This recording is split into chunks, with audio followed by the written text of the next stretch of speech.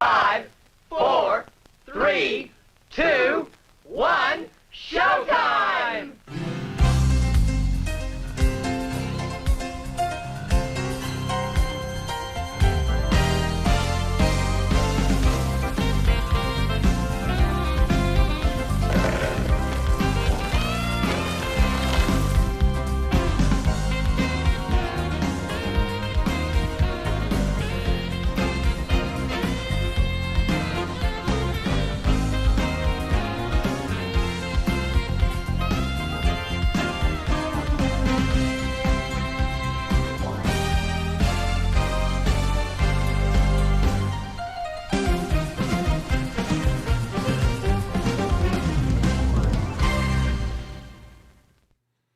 CL, hello, and welcome to Double Feature Movie Club. This is our 53rd episode, and we're talking about two movies directed by Kelly Reichardt, and also Lily Gladstone's in both of them, and she's a Oscar contender this year. So this week, we are joined by my amazing co-host, Diane, and our frequent guest, Ava. How are you both doing? Great. Hi, Ava. Hi, Diane. Yes. Hey, Cade. Yes. It's been a bit since you've been on, Ava, so it's happy to be back. Happy to have you back. Well, finally, movies I can watch. Yes. These are interesting films. So previously to this, we had watched one of her films last season, maybe the season before last, I get a lot of that confused, but it was Night Moves was the one that we watched, and after sort of watching that, I knew I wanted to watch other ones of hers, and so we put the last two ones she did on there. So that's our history with Kelly. Also, we watched Killers of the Flower Moon earlier this season, and Lily Gladstone was, of course, in that, and Martin Scorsese said that he had found her from having watched Kelly's movies and seeing them, and so that was the reason that she got cast in that. So yeah, she's in both these movies in a supporting capacity. Don't know that's just fun facts, I guess. And she's certainly up and coming, and she's likely will be nominated and possibly win for Best Supporting Actress. We will see. She's certainly a front runner. But we will get into these movies later. This is the top of the show where we talk about what we've watched. What is this week? Is there anything you guys been watching? Amazing Race. I have to talk about it just for a second. This is a show that Ava and I watch every week together. Okay. So we're on Messenger. We create a chat, and we're like keeping up with each other, and we have a tendency to miss stuff, so we help each other out through it, and we talk about places we've been or haven't been that the Amazing Race is at, or we would like to go. And then we also argue over which one of us would do the detours. I am never jumping out of a plane. It is not happening. That we have established. After that. Yeah. So, but at the same time, I will eat oysters and just about anything. So, yeah, we've got that pretty well narrowed down. We do know one thing for sure is neither one of us could survive the Amazing Race. We would be out on the first leg. Oh, yeah. And then I would drive the standard shift car and I'm sure you'd have to add a drive shift. And that's always a downfall for some of the teams. It's like, why did you learn to drive shift? You know you're going to have to drive shift somewhere. So, yeah, this is something that we do together every week, and it's really fun. Yeah. It's really fun. Yeah. You should join us in the next season, Cade. Oh, okay. And you could talk about what you would not do. Yeah, I couldn't drive shift, but I guess you probably should learn. I can teach you. Yeah. Yeah, no, I had watched them like when it first came on, or not even when it first came, I don't know. I mean, I'd watched a season or two of them, but I have not watched it in many, many, many years. So, I didn't realize. What's fun about it now is too that the teams are all fans of the show because it's been on so long now.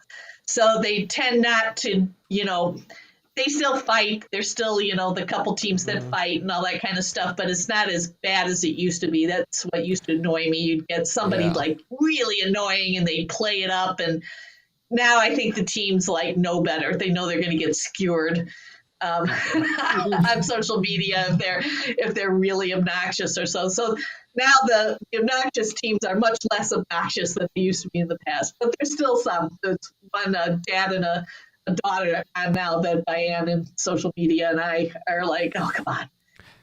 She's always yelling at her father. And, please come in last. Last week, all of X and Threads, everybody was saying, please come in last. We cannot stand hearing this woman yell at her father anymore. She's going to give him a heart attack and leave him on the steps, and it's going to be awful. At the same time, go ahead. No, you go ahead, Diane. At the same time, we have a dad and son that the dad is deaf. Oh. And they get through this race together. And it's really, after Coda, the movie Coda coming out, it was really eye-opening to see how they communicate. And not once does this son yell at his dad, hurry up, Dad. He wouldn't hear him anyway. Probably, yeah. It's amazing how different communication is when you have to communicate differently with each other. So I think that's been really interesting part of this race, Yeah. And then we have these two brothers who are like brainiacs, but physically not that great. I mean, they're like, but fortunately, every detour they choose the one thing that doesn't require them to be physically great. But yes, nerds win. That's what we need. That's my new motto. Nerds win. Well, anyway, cool. So cool. Yeah, that's what we do that. But then I watched last night the Indiana Jones movie. The latest one is now streaming on Disney. Started streaming, yes, and I did not see it in the movies, so I got to watch it last night, and it was good. I enjoyed it. At first, enjoyed it. I missed the originals, but it's because they were new. Yeah, it's kind of like Star Wars or any of those movies. It's like when they first come out, they're like mind bending and amazing and all that stuff, and then and that's kind of how Indiana Jones is now too. It's like, oh yeah, that's been done. So yeah. And I love Indiana Jones. I mean, that's one of my favorite franchises, and I mean, I love Harrison Ford and everything. So this is I enjoyed it, but of course I would enjoy it. I think it was a somber movie, but it had fun elements. Like it was interesting. I do wish if they were going to do that. I mean, like I wish they would have went a little bit more small scale than to have like Indiana Jones have to like jump between moving cars and everything. And bring in a stunt double to do this and all that. I mean, like just make it more small scale. And it would have been better, but not having. But he's Indiana Jones, so you kind of have to do that. Yeah, they feel like that. Yeah, they had to do that. So that's. And I loved Matt in this one as the bad guy. Yeah. I thought he was great as the bad guy. Antonio Banderas is in it. Phoebe Waller's in it, and I was really disappointed in her character, but her arc was good. Where she started out just being, somebody wants to make money off artifacts, just then at the end really caring about them like Indy did. And I thought she's supposed to almost be the parallel to Indy's journey of like how he was in Temple of Doom, and so like that's like early Indiana Jones, and here he is like teaching. He would have never held an auction with a bunch of people like that to sell his stuff. No, he worked for the university even when he started. No, so to understand, yes, Karen, yeah, that was good. Yeah. So to understand Indy's arc, the second movie Temple of Doom takes place before Raiders. Like that's the whole. It's technically a prequel, and a lot of people don't really kind of even realize that. But in that movie, he's like fortune and glory. That's why he's doing everything. You're fortune and glory, and so that's before he gets the job in Raiders as the thing. So yeah, it's. I think she's supposed to parallel that. She even has her own short round. Yeah. And then, but it's also kind of supposed to be then reminiscent of Last Crusade, where he's almost like the Sean Connery character. I mean, so I mean, like they did try to pull it all together in some sort of way, but I did like the fact that they really showed what it's truly like to be getting older, and but not really wanting to be older, but you're getting older, so there's things you can't do anymore, and you're not being utilized anymore.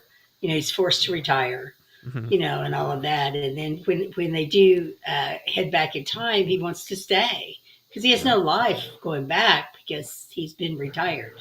Yeah. Even though he can still jump between cars. Which that was the to me, that's the like, if that's your whole theme, it's weird to then bring in a stunt double for Indiana Jones to do all of these ridiculous things in between there. Like downscale, just scale it down just a bit, is all I'm asking. Something that a 60-year-old could do. Yeah. I mean, granted he's 80, but anyway, at the beginning of it, it's set in World War II. So how did they do that with him?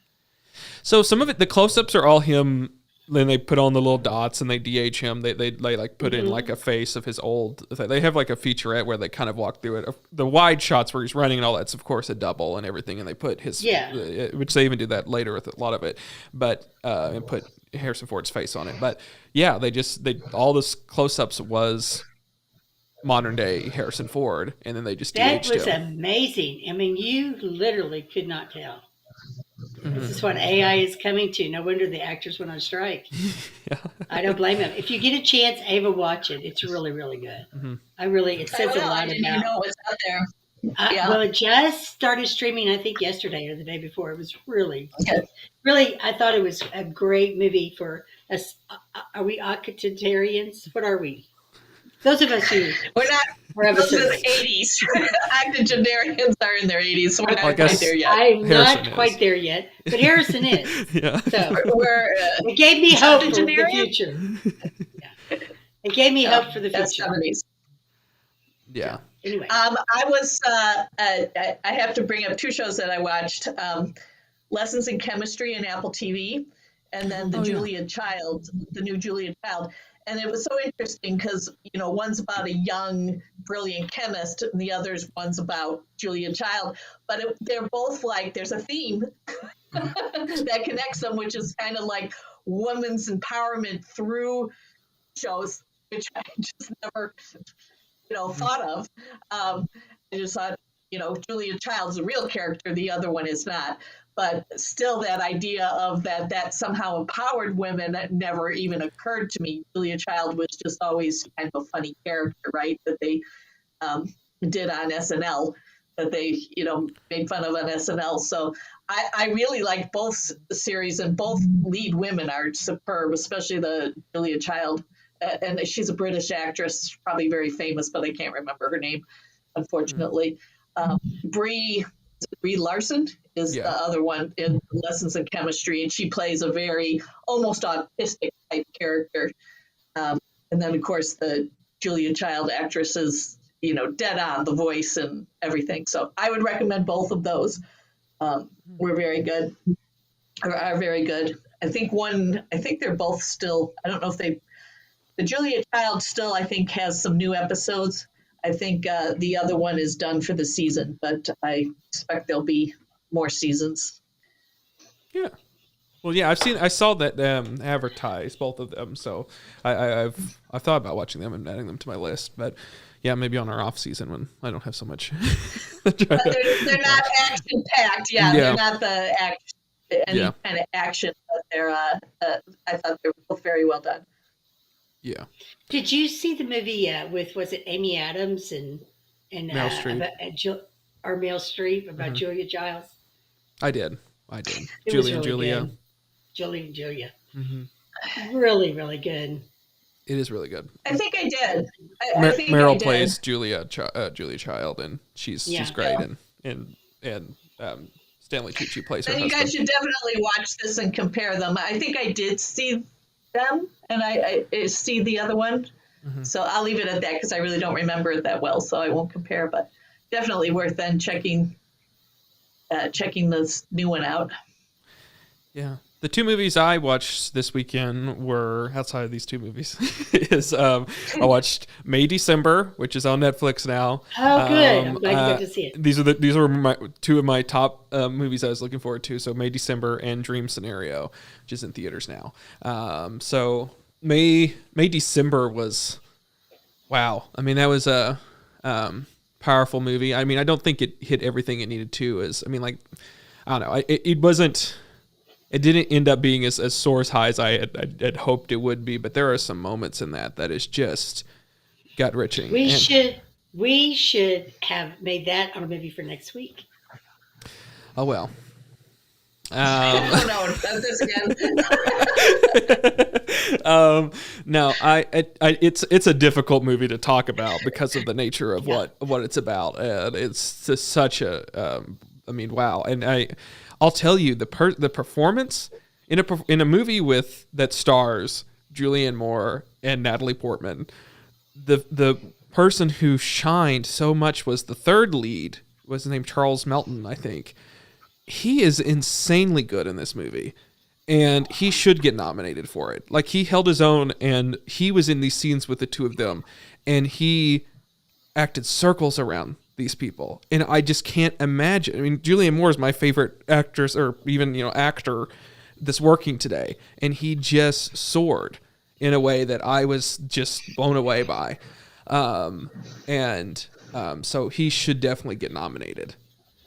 Julianne Moore's probably as villainous as she's ever been in anything in this. She is something. I mean, that's a interesting, odd performance by Julianne Moore, but brilliant casting and everything. It's different for her. Who was it that you said acted his way? What?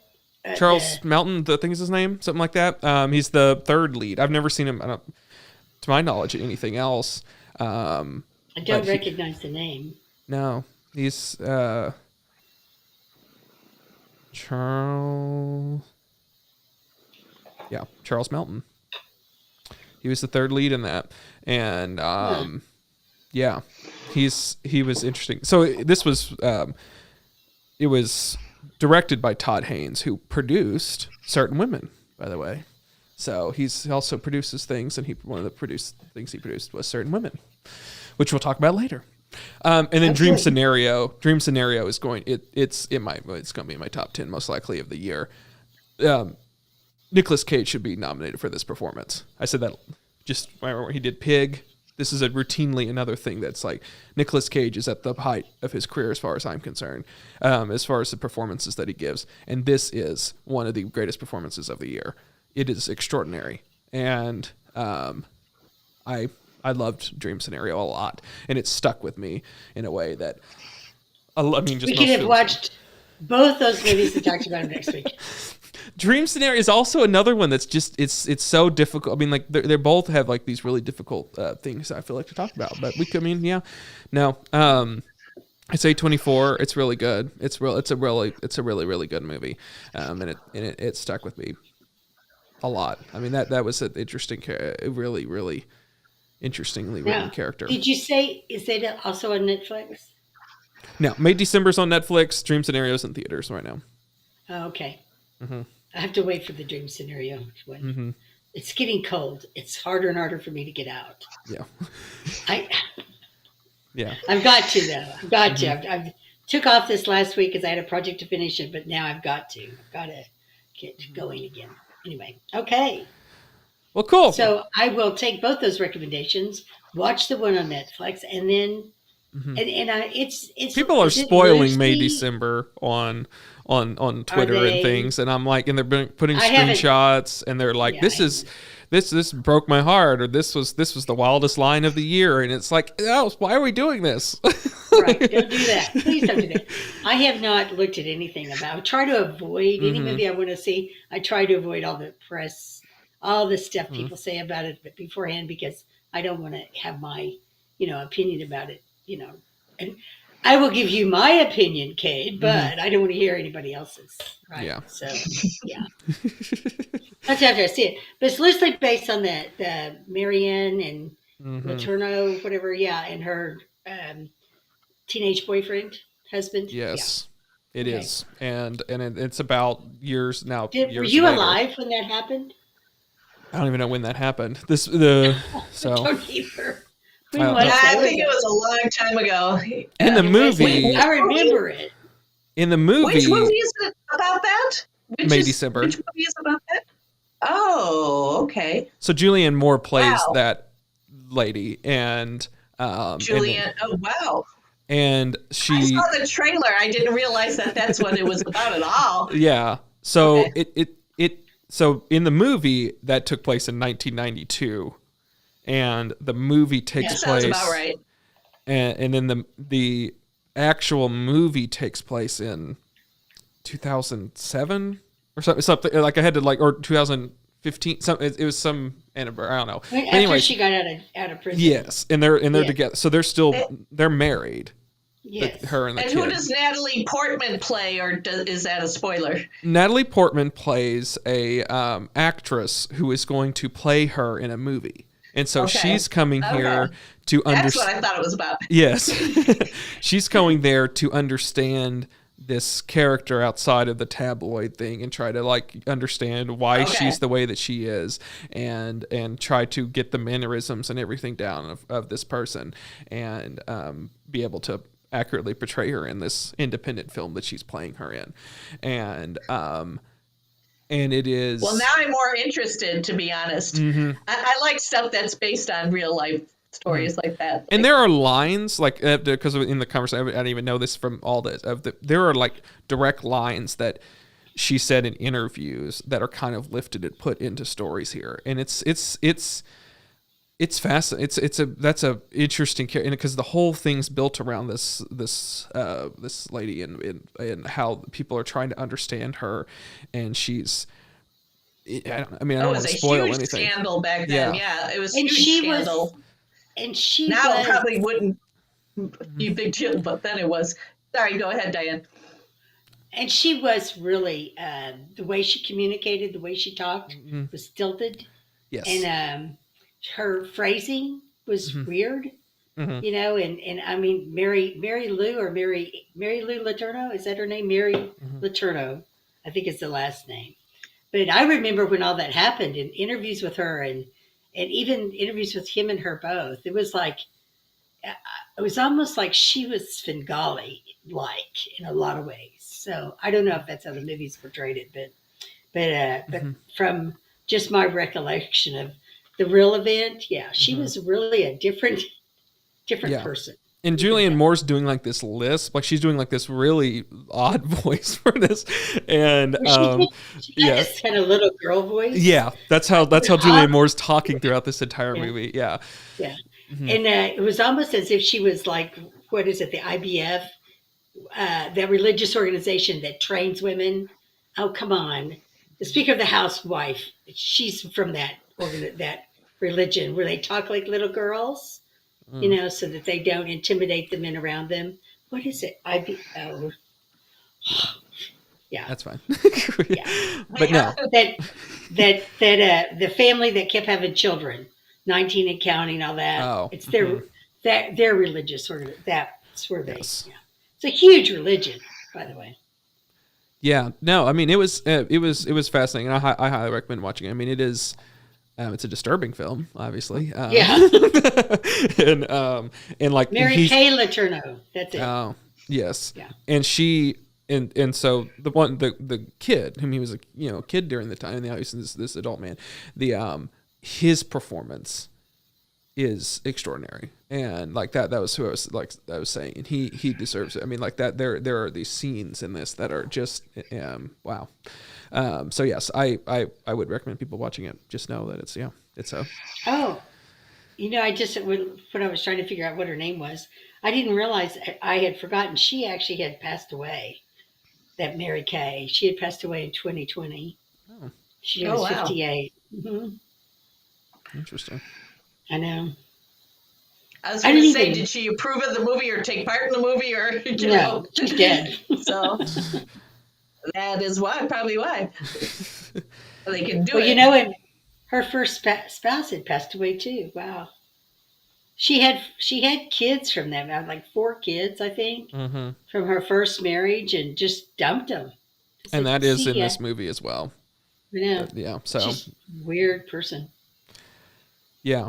No, I mean, yeah, and Natalie Portman was also really. I mean, the journey that character's on is very interesting. Like it's a layered movie. It's but I think like it's so much about is what's not said, like because no one can get this lady to kind of just say things, like that, like, or just speak, because she shuts them down and kind of moves on, like won't like sort of talk about these things because she won't allow herself to be villainized. But yeah, no, it's interesting. It's an interesting film. It's interesting. I think people who are interested in psychology would really like this movie because it deals a lot with that. So yeah, well, cool. He also, like I said, produced Certain Women, so that's our tie as well. So there's always a tie. Segue. So the 2 movies that we're talking about today are not what we just talked about this whole time. We're talking about 2 Kelly Reichardt movies, which are First Cow from 2019. Is that right? 2019. Yep. Yes. And Certain Women from 2016. We'll first start with First Cow, and we'll play a little musical interlude, and then Diane will give the plot of First Cow. Lucky me. Good.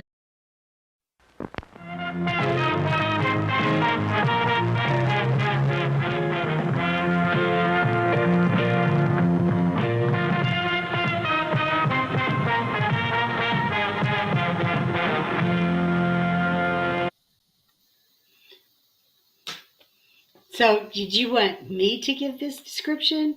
I have just mouthed the words. So, Kelly Reichardt movie.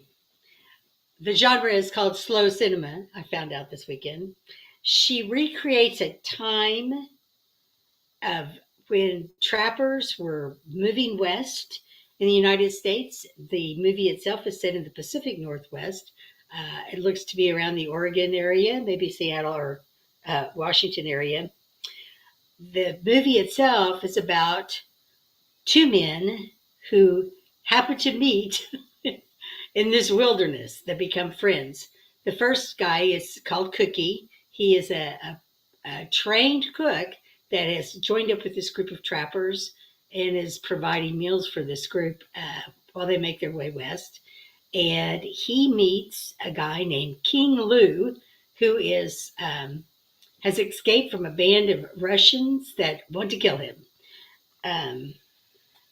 Cookie helps King Lou out and sneaks him out of the area, and he escapes off into wherever. Anyway, later, after Cookie gets paid for all his works, when they get to the fort, he runs into King Lou again, and they strike up a friendship and decide that they were going to create a get-rich scheme based on Cookie's ability to bake. So they're going to bake. They called them oiled cakes, but they look like donuts. But to do that, they have to steal milk from the only cow in the territory. In fact, it's the first cow that has been shipped up to the territory and belongs to the wealthy landowner. This the fun begins from there. We'll talk about that later because I don't want to get into spoilers because we'll get in trouble. The movie itself is about class and capitalism and survival in the wilderness. And with that, Cade, did I cover everything, I think, without any spoilers? Hopefully? Yeah, sorry. At one point, it made me laugh there. Did I make you cry? Yeah. That's such a beautiful thing. Yes, it's a movie about the first cow. Came to the. Well, it's really not about the cow, but I did like the story of the cow. That this guy had all this money that he actually sent off to San Francisco or wherever. They kept saying Saint somewhere to have a cow, her mate, and a heifer, which is a young cow, to be shipped up to along the river to his land. But unfortunately, her mate dies as well as her child, and it's just the cow that's left. Yeah. And the first cow. The first cow. the thing that struck me first in watching the movie, right when it first opens, is Kelly loves rivers. Both these movies had a lot of river scenes in them. Slow moving rivers. Well, they both start streams. with a long shot of a transportation vehicle, like They both did. I noticed that. Which makes me want to go back and watch Night Moves if it started with a slow-moving transportation vehicle. Yeah, it must have. Or if she's the one who did that, the Tubi commercial that shows the longboat. I don't know if you've seen the Tubi commercial with the longboat, but anyway, never mind on that. But yes, they both did. The opening actually is current day, where a person is with their dog and walking through this I guess river's front area, and her dog starts digging in the ground, and so she kneels down and starts digging and finds these two, skeletons side by side. Yeah, and that's important to understand the movie. Yeah, because I thought it was interesting though that the skeletons, neither one of them had any clothes on, which even if you died 200 years ago, some fabric would still exist. I'm sorry, once they took all the clothes. Too many CSI movies. They could have stolen all the clothes, Diane. Well, that's definitely possible.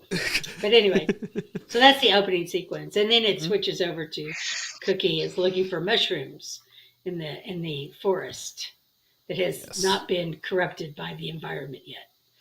That in the opening sequence had sounds. You could hear the train. Man, you're making this sound like a very interesting, fast-moving movie. I mean, there were so many sounds, and then interesting. That's the Cookie. It goes to still. It's just quiet. Oh, you hear birds, and wildlife and stuff. And the slow movie genre is an interesting. I mean, I think you have to be in the right frame of mind to watch a slow movie. I think Kelly is probably the best on top of the game of slow movie genre. Notice I keep saying slow movie. It's a slow movie. In a hurry. You cannot get in a hurry with Kelly. No, I mean, I do think that's more representative of the time in which, it was. Everything wasn't so fast paced, of course, in this time, that time period. But at the same time, no, it's not. It wasn't the time frame that made this a slow movie.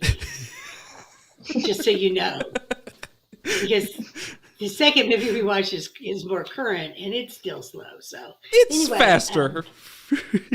It moves at a brisker. You're just lucky it was short stories. Yes. But anyway, I found this movie to be fascinating and beautifully shot. And so you like the movie? I like the movie. I saw some of the actors that popped up. It was just a surprise and wonderful surprise that they showed up. Like I said, I'd watched the Indiana Jones movie right before I watched this, so I went from the Toby Jones marathon. To the slow movie, and but yes, he was in both, and it was wonderful. Yes. Well, what did you like it, Ava? I did. No surprise. I like slow movies, but they at the same time they have to be interesting. And to me, she just created in both movies, but particularly this one, created such realism. It was just so visceral. Diane mentioned it, the sounds, the sights, the cinematography. I loved her style, how she shot things and framed things, and that kept my interest. And then the acting I thought was very good. I thought the main Cookie was a little bit of a sad sack. He was, but that was part of his character. In his opening scene, where the lizard is upside down and he turns it over. That told you right then, this is what kind of heart Cookie has. And then to help a naked Chinese guy who's, went around to help him escape from, he's just a man with a huge heart, but not a lot of motivation, but a huge heart. Yeah. And I love the realism, not only the realism of the sights and the sounds, but the realism of the plot, so to speak. Life isn't all super dramatic and violent and everything. It's probably more like this, where no spoilers, but the things that transpired have probably happened more like that than it does in action-packed movies, right? It's a more realistic. So yeah, I really enjoyed it, but I was trying to find the Frances McDormand's more recent movie was kind of like that, where she's in an RV. No Man. What is it called? No Man. Yeah, I loved that movie. It was the same. Is that slow cinema? It seems like it. But I enjoy that where you have to. The characters are internal, right? It's the you wonder what they're thinking, so the actors have to really be great actors because there's not a lot of dialogue to work with. So you have to, watch them and be interested in their facial expressions and their body language and try and they're feeling movies. I guess that's what I'm saying. It's a total feel. I don't have a lot to say about them. There's not a lot to say about them. It's just the feel of them. Feel of the environments they're in and the feel of the characters and how they're emoting, even without language. And I thought the best acting was actually the captain, captain and the I enjoyed their performances. I thought the captain in particular was very good. And I forget the visiting. What was he called? Oh no, the chief. The chief is the one that I enjoyed the acting the most, and then the captain as well. But yes, that's Toby Jones. I really enjoyed him. Yeah. I wondered if she required her actors to not wash their hands the entire shoot, because it was very realistic from the perspective that I think if you could smell a movie, you wouldn't want to smell this one, because they obviously couldn't bathe or any of that, and they washing their hands. They obviously didn't bother to wash their hands, even though they're handling food and all that kind of stuff. That was part of it. I thought the movie, to me, was about class and classism, right? I mean, you had this conversation between Toby and Scott Shepherd, who played the captain, and Toby Jones, who was the chief factor, about how sometimes it's good to have death to punish those underneath you in order to make an example so that other people will stay in line. I mean, that whole concept of that. While he's surrounded by, I assume that Lily plays his Indian wife or whatever she is, paramour, and then the Indian chief is there who doesn't even speak English, but kind of gets it. This guy is a buffoon.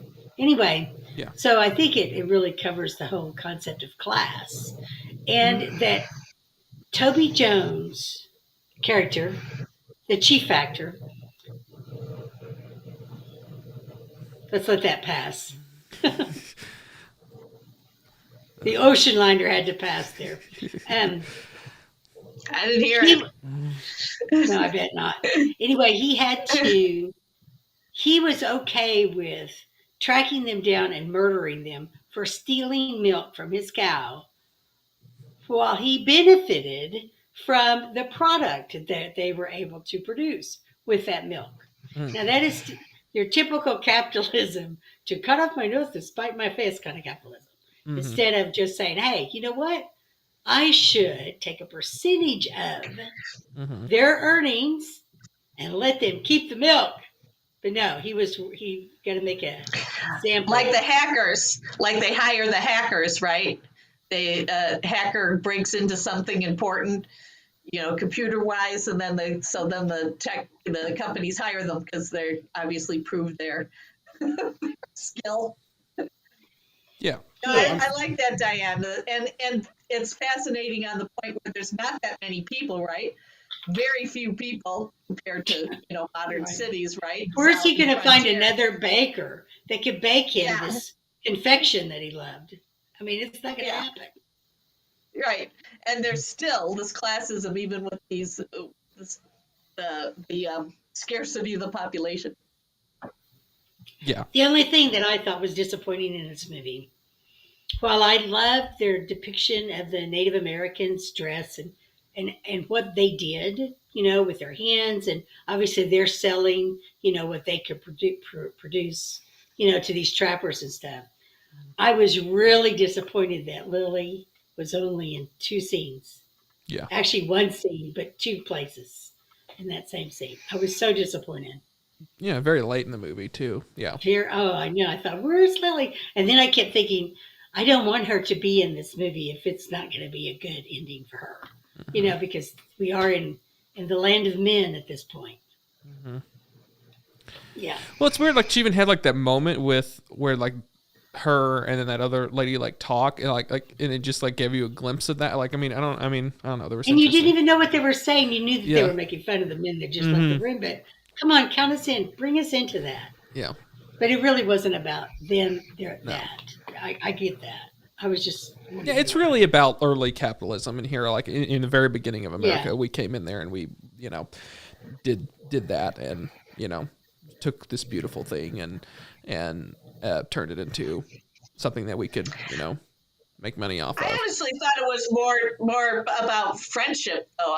Certainly the capitalism was an aspect of it, but at the beginning of the movie, when it said something about a spider has its web, and something has something, and then it said a man has friendship or man has friends or something. So I looked at it more from the the Chinese man and Cookie's relationship. I guess I was more engrossed in that, but certainly I agree about the whole class and capitalism. But they were friendship too. Yeah, I think in their relationship was kind of interesting because they had all these plans, but then they never enacted on them. They never did it. They just was never enough. Greed got to them as well. Yeah. Which, that's a story that's been done before. Like, that sort of thing. Like, and it's like immediately when you knew what was going to happen, you knew how this was all going to go down. But even so, that's what the movie's almost about, is this inevitability. That's why it opens with that, sort of, how this is all going to end. And yet still people, get blinded by their own things. I must say, this movie was a chore to watch. I think it was a chore. You had to want it. You had to want it. I think you really had to want it. Mm-hmm. I could see why it got the rating it got from Rotten Tomatoes. It's like a 96 or something. I'm sure it went on. People like it. People. I heard a lot of people really like this movie. Chore for me. Yeah, it wasn't a chore for me, but I like slower movies. I like slower, quieter movies. I don't know. And it's, to me, you have to, it's genre. I don't know if it's fair to say, but its genre is just from the setting that it takes place in the time period is a Western. And to me, genres either are, depending on who your audience member is, they're either a plus or negative. And to me, that's a negative. That to me is already you're behind the 8 ball from my tastes by making it a Western. So that's me. So you had to do a lot of things. And to me, the best thing about this movie was the sort of classism and capitalism sort of themes to it. I thought that was the best part of the movie. Second best part is the cow. The cow was I think the best performance in the entire movie. The cow should have been nominated. She had beautiful brown eyes. Yeah, she really had beautiful brown eyes. Yeah, my grandparents had a dairy, and you don't see cows with beautiful eyes like that very often. No, she was. There was so much going on behind. It was a silent performance, really, and she had to give so much. She was showing so much love to Cookie whenever the chief actor takes the captain out to see the cow. And of course, the cow loves Cookie because she milks her every night. Yeah. And he talks to her. He picked up on it. Loves on her. And so it's like, oh yeah. This is what happens when you're a friend. That's and right. I like you're sweet. And Chief Factor in that scene completely oblivious to this, like totally but the captain, of course, sees it immediately. Yeah. Well, just a little bit of an aside. Diane and I have a friend who had a very close friendship with a cow. That's right. That was her pet. her in-laws had I promise there's a tie-in here. Their in-laws had a dairy farm, and their house was up against the dairy farm. And so this cow and herd, just out of the whole herd, the cow and herd had, formed a friendship. She would brush it. She would, and here's the killer, the cow tried to mount her. Oh. I don't know if you remember that, Diane, but Yes. tried to mount her. That's how close they were. And then the cow over the years had children, and they take the children away. And our friend had to listen to this cow mourn, the cow. You could say, well, at least they're not killing them. They're females and they're getting milk, but they have a terrible life. They just have a terrible life. Their children are taken away from them, all this kind of thing. So I guess what my point is, and the tie-in is, there's a relationship between the animals that you rely on. And of course, in this movie, they're improving or trying to improve their lives by using this animal, right? And that figures into the whole capitalism thing too. Yeah. Did I tie it in well if you ever enough? want to see No, that was good. the beginnings of American capitalism are really outlined well in this movie. Mm-hmm. Now, I will tell you, my grandparents had 120 head, and my grandmother named every one of them. Wow. And they were, they loved her. She loved on every one of them every day. It was incredible. Talk about a cow whisperer, I guess is what you would call her. But she did. She loved her cows now, and they loved her. There was one that got a tree hit by lightning that the cow was standing next to, and that poor cow was never right again. And a Jersey like this, and she and that cow couldn't be around anybody but her. When it came time to milk her, everybody had to leave the stalls where they milked the cows, so she could be there with her by herself, because she was just the only one who could be around her. But anyway, yes, you can definitely love your cows. I do know that part. And I think Cookie kind of fell in love with his cow a little bit. Mm-hmm. She was sustaining his livelihood. Yeah. And they had a equal relationship. So I know, Cade, you don't like the genre, and we get about your opinion about the movie, but I don't know. I just want to say one more thing about just the visceralness of the movie and the sounds and so on and so forth. Even when he took off his buttons, in that one scene where the China, just that was even interesting to me. I was just so fascinated by how deep in the world I got, and I don't get that from action movies. They move too fast. So that's something I enjoy about movies, that they can do that for me. That was the one thing that where the movie, this what took me out of the movie completely, was that they both ran away, right? They're getting away, and they end right back up in the same place. So he gives away his buttons to get, on the boat, to take down river. And I'm not sure exactly what happened with Cookie, but he got hit on the head and somebody kidnapped him. I'm not sure what happened. I think that they took care of him. To me, that is the biggest problem with the movie, is this, we've already wrapped up all of the plot threads. Yes. And so we're just this extended amount of time of just them getting separated, and I just did not think any of that worked. They could have just stayed together and then had that ending happen and cut out 20 minutes of this movie, or what felt like 20 minutes. I don't know. It seemed like a long time, and it's like the film seemed rudderless at that point. Yeah, why go through all of that? He cut off all his buttons to give to this guy to get away, and then he doesn't go away. It was like, if he really cared about his friend that much, he would have never done that. But he didn't care about him. He took off downriver and then decided, well, maybe I better go back. To get the money. It was just, I agree with you, Kate. That kind of threw me out of the movie. I was like, oh, man, you guys, it could have been perfect. Okay. It didn't throw me out of the movie, but I agree with you. I was confused by the logistics, where each one of them were going and how they wound up back. So I agree with both of you and Kate when you said that's, where they were. But I thought that just them separating and then coming back was more about the friendship. I think thematically, yeah, it's them going apart and them realizing it together, whatever. I mean, yeah, but at the same, logistically, it didn't make sense. Yeah. well, and just in the middle of the movie, I'm halfway through this, and I'm like, also like, what are we doing? What is this? Why are we wasting our time with this? Why? I think I said in the middle of the movie of like, what is this movie doing? We've already wrapped up all of the threads, but we've done everything. Yeah. So why are we still here? Yeah. Yeah, but I do think, and we didn't go back to present day.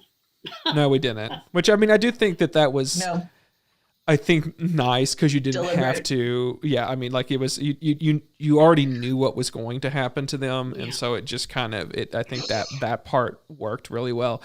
But you didn't know if they were murdered and buried, or you didn't know if they were. I kind of like that tension through the movie, where it's like, oh, they're going to get caught, or somebody's going to come in, and you're going to have a big violent scene or something. Of course, I like that there wasn't. Yeah, or wish there was. You mean in my head, I'm like, well, is it two other random people? Like you start to come up with other. I mean, it like leaves it open, but then it kind of makes it clear what happened. Or I mean, yeah, I mean, I would assume that they found them there asleep and killed them. I would assume that's what happened. Well, yeah, I did too. And today I went back and was reading some of the, where you can put in, what's the meaning of the ending of this movie. It's amazing how many different things people came up with. And maybe that was. See, I thought they just died. They just died there. Well, I mean, the one was dying. The one Cookie was dying. So yeah, I mean, like he could have had something else that he didn't know, or just the cold or something. Yeah, it could have been just any number of things, I guess. Yeah, he was frozen. Yeah, frozen to death. Yeah. Anyway, so is there anything else we could say about this movie? Would you recommend it, Cade? No, I would not. When I first heard about it, I'm like, that's a silly premise, and I still stand by it. This is a silly premise of a movie, and the movie never is aware that how silly it is. Like this is a silly premise, but there are some really interesting moments. I'm glad I watched it because I do think that it was interesting. Then you have to recommend it. No, I don't have to recommend it. I would not. There is a lot of nonsense in this movie to get to a kernel of something interesting, and so there's that. I mean, I do have to say I love Kelly's eye about things, the way that where she's able to focus on different things, and like her characters are always so sort of interesting. This movie's hampered by its pacing, its plotting, and then its genre. To me, those are the things that hamper the movie. But I love. So one thing I was going to mention about both these films, she edits all her films, and I love the way that she edits too. I think that she has a really interesting editing style and everything. But yes, still though, I think it was a little too dry for my taste, and it took too long to get to a lot of its points. But still, I'm glad I watched it. Would not recommend it. Diane, did you like it? Would you recommend it? I was going to ask Ava. Oh, okay, Ava. Yes, I would recommend it if you like the genre. I totally agree. You have to like the genre, or it's. I think I saw one review that said it's like watching paint dry. You have to like that kind of slow internal movie. Mm-hmm. I guess the question's to you now, Diane. No, I would not recommend it. I think for the average moviegoer, this movie would be like watching paint dry. At the same time, it's definitely the best cow movie I've ever seen. Go see it. I can't think of another one. Let me put it that way. I think that Kelly's work is really delicate. Mm-hmm. And I think from a filmmaker perspective, there's a lot you can learn from watching her movies, maybe. Mm-hmm. Or just to see how she handles sound. Both Ava and I both noticed the sound. And we're not sound people. We don't normally sound. The fact that she doesn't use a lot of music. Yeah. She's just using the ambient sound of the time. I thought was just really skillful. And she kind of created a little bit of a thriller out of the blueberry thing, So, I mean, you couldn't help but go, do you think you can really make it or not? At the same time, this movie is not for everybody. And I certainly wouldn't recommend it. I mean, the fear is that I would recommend it to Ava, but she's the only one I would recommend it to. Because I like the genre. Yeah. Well, and I'll tell you, there is this the weirdest fear of this movie is like, oh no, they're gonna taste the milk. Someone's gonna realize they can't make this without milk.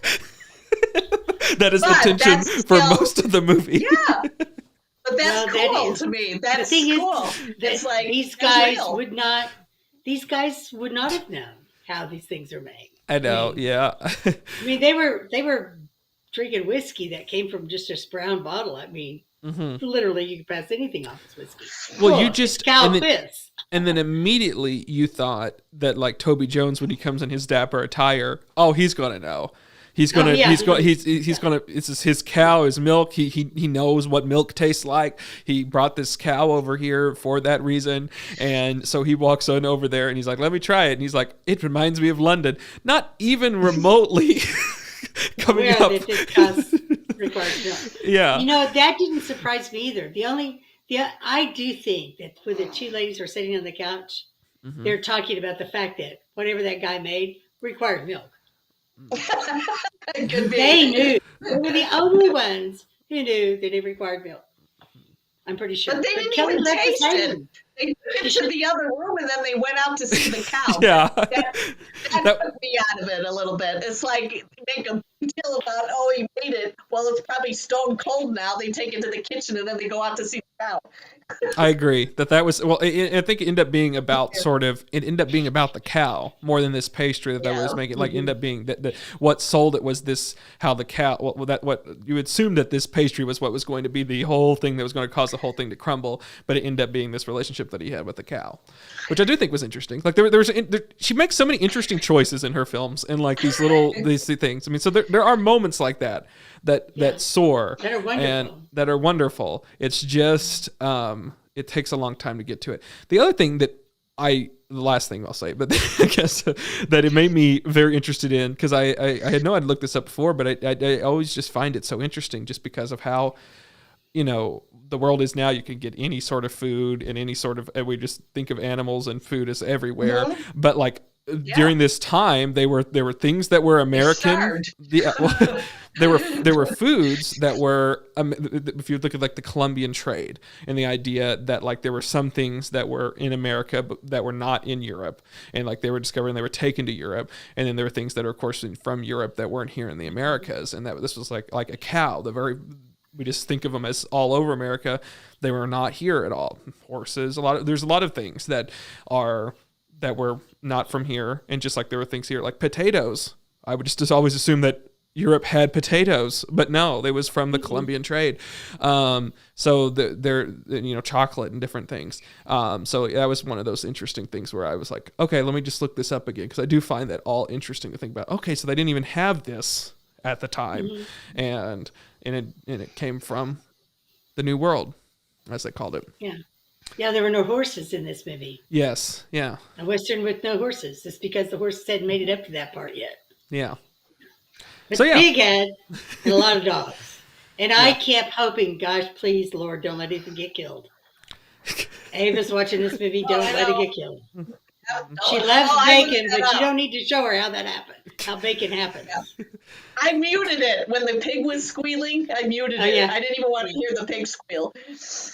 But I did look it up on that site. Does the dog die or something, just to make sure the cow didn't die?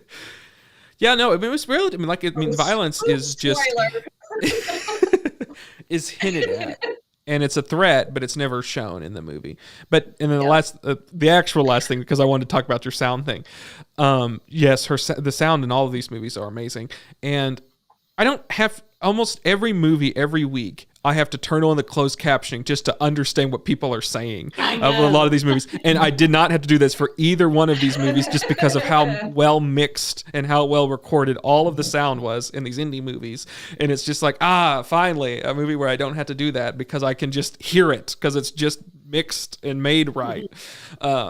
So that was just me.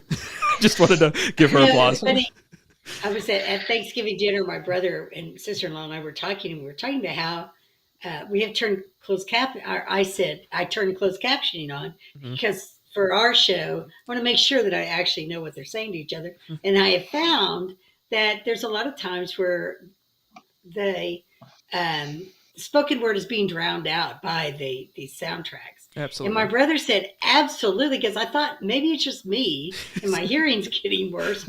And maybe we're just all getting old, and that's what's going on here. So I'm going to go back and tell him, Cade, I know a guy who's not old, but has the same issue with this. Yeah. And it's the mixing on this stuff. And a lot of it is, especially when you're watching, even I always want to call it network TV, but it's really like cable TV, like FX and all of that, where the music is so loud that you cannot make out what people are saying. I was watching Fargo the other day. You know how I love Fargo, Cade. Yeah. They have a new season now, and same thing. I had to turn on the closed caption. I was like, "Why are you doing this to me?" But yeah, it's the same. I think it comes from like editors who like, well, I mean, they've listened to the original recording and they're like, well, I understand what these words are. So then when they start adding all of these layers, they already know what the words are. And so they're not hearing it from the perspective of someone who this is their very first time ever hearing this. And it's hard for them to register. That's just in my head, at least what's happening there. But they're also hearing it in headphones with it all, like you can hear all the chant, or like with the surrounds. I mean, like, so there's they're hearing it differently than how most people are hearing it on like their TV sets. And they of course have the scripts and know exactly word for word what these people are saying. So, but yeah, this was a movie where like, I think there's a lot of like soft moments in Kelly's movies where like there's whisper and like different, and you can just hear every single word and it's clear. And then like there's background noises and everything. And it's just layered perfectly, and I'm like, oh, it's nice. I don't have to do that. So yeah, when you mentioned sound, that was a big one this week. It's like I can hear every single word everyone's saying and not have to do that. I thought it was wonderful that I was hearing the background noises of an owl rather than music in that instance, because this is where we were, and I think that's what she's really good at doing, is putting you in the place where she has her character and you're in there too. And you feel, the loneliness that associated with it. You feel the quiet that they're in. And I just really appreciate that part of her filmmaking. I just want her to make a perfect film. And what can I say? Someday she's going to nail this so well that it's going to blow everybody away. Yes, and to me, I mean, before we even get into our next one here, I mean, I think that Night Moves might have been my favorite one of the three that we've watched of hers. That's the one that I'm like, we might have to go back further in some of her things. She did one this year or last year or something that we'll need to add to our list with Michelle Williams. But yeah, no, I agree. I think that she hasn't made her magnum opus yet. She's going to have an Academy Award one of these days now. You can see it. She's got all the various elements that it takes. She's got. So now she needs is a song. Sorry. Yeah. Well, okay. I think we talked about that one enough. We'll go into the next one, film of hers. It is 2016's Certain Women. We'll go to our little intermission, and then I will give the plot of that movie after this short little break. Good evening, ladies and gentlemen. It's intermission time. All these delicious treats are waiting for you at the refreshment stand. Delicious fresh popcorn, ice-cold cola, and candy you know and love. They're all ready for you now, so you won't have to miss any of the feature. Come and get them. And now, on with the show.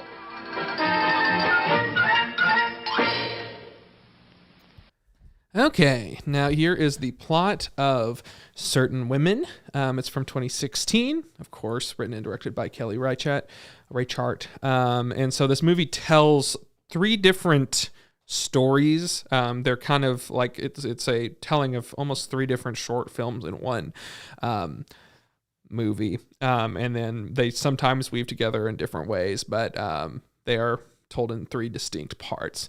So they're not. When I first heard that, I assumed it was going to all be like it would cut back and forth between them, but no, they tell like a full story and then a full story and then a full story. So that is how the structure of the film works. So the first part, you have Laura Dern. She plays an attorney. This all takes place in Montana, in and around like Livingston and everything. And so she plays an attorney who is... I don't know how much we should go into each of these. I guess we'll discuss it. But she plays an attorney who has this client who is this. I don't even know how to explain all of that. He has a wants to have a lawsuit with his employer for a workplace accident that happened and the situation that happens there. Another story is Michelle Williams. She plays a wife, and they're trying to build a home, and she's trying to get this limestone. That's her story. And then the third one is Lily Gladstone and Kristen Stewart's story, which is Lily Gladstone plays like this farmer, and she starts going to these night classes as taught by Kristen Stewart, who plays a attorney as well, who comes into this small town in order to give these education law classes, and her attraction to her and their relationship. So that is the 3 plots of the movie. In short detail, without going into any specifics, I will now throw to our group. Diane, can we go to Ava first? I had to get off mute. Okay. Spoiler alert. Put the big banner up. We cannot talk about this film without spoilers. Yes. I think that's fair. I think it's fair to say that there are 3 short stories. Mm-hmm. These are, all 3 women are strong-willed in a sense that they've Laura Dern's character is an attorney that has a client who doesn't believe her because she's a she. As soon as a man tells him the same thing, he believes the man, of course. And then that's Jared Harris, by the way. I was like, every time that someone popped into this movie, I guess I continually forgot. But yeah, Jared Harris was one of those like, oh, Jared Harris is in this. He's just a really great character actor. Wasn't he in that Sherlock Holmes? Didn't he play Moriarty? Didn't he? Or Moriarty? Yeah. Okay. So good, and I loved him in. Wasn't he in Mad Men as well? Oh, I don't know. I didn't watch Mad Men. I'm not okay. I might be wrong. He was in The Crown, wasn't he? He could have been. Yes. I don't know. I don't ever equate him with TV shows. Chernobyl. He was definitely in Chernobyl. Yeah. Yeah. He played King George the 5th or the 6th on The Crown. Oh, that's right. Mm-hmm. He did. So yeah, he's just a wonderful actor. And in this one, he has sustained a head injury, and that's part of his issue. That it's not just that he's a misogynist. Well, anyway, he had sustained a head injury, and she wasn't getting him what he wanted for 8 months, and he's like destroying her life almost. And then when he takes the guy hostage because he still wants what he wants. And, of course, he trades the hostage for her. It's like a bad boyfriend you can't get rid of. I thought it was interesting. It opens up. She's having an affair with a married man who turns out as being Michelle Williams, the second story, her husband. Yes. Which I thought was interesting. The way she tied those together. Yes. Anyway. And she also shows up again in Lily Gladstone's story. Yes, for just briefly. Which I guess is in the background. Kristen Stewart's story. I guess she's the one who gets credit for that. I don't understand that. I want to say that because they're saying like the story's told from Kristen Stewart. I really think it's Lily Gladstone's story. And that's why she won the Best Supporting Actress award in the Independent Film Awards. Yeah. It's very much her story. So it's weird that like synopsises are saying that it's Kristen Stewart. I mean, obviously she's the more famous of the two, especially during that time. And I mean, even now, I mean, she's Kristen Stewart. And she's like even the top, like on the poster, she's the top person in the largest image, which I mean, I guess it's just, because of clicks. Yeah. Clicks. Yeah. All the buttons, all the clicking. Yeah. I must say, I really like this movie. I like this movie a lot. I must say though that Michelle Williams' part, it is not up to the par of the other two as far as I'm concerned. I found that to be the most boring and I don't understand the point of it. I struggle to understand how that even, what am I supposed to feel from this thing? And it seems so weird and odd. And I understand that Michelle Williams has worked a lot with Kelly, but I don't see really what she saw in that role. It's bizarre to me. Well, and how she played it. I think the point was, that Michelle Williams' character is a business owner. Her husband works for her, and she has a teenage daughter that obviously teenage daughter mom syndrome is going on between the two of them.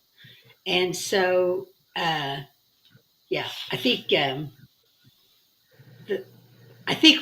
that was supposed to be the point, but I think the way Michelle played it came across kind of whiny and privileged and disappointed, just disappointed in everybody around her. No one was going to do as well as she wanted them to do, and maybe that was the point. I don't know, but most female business owners are not like that.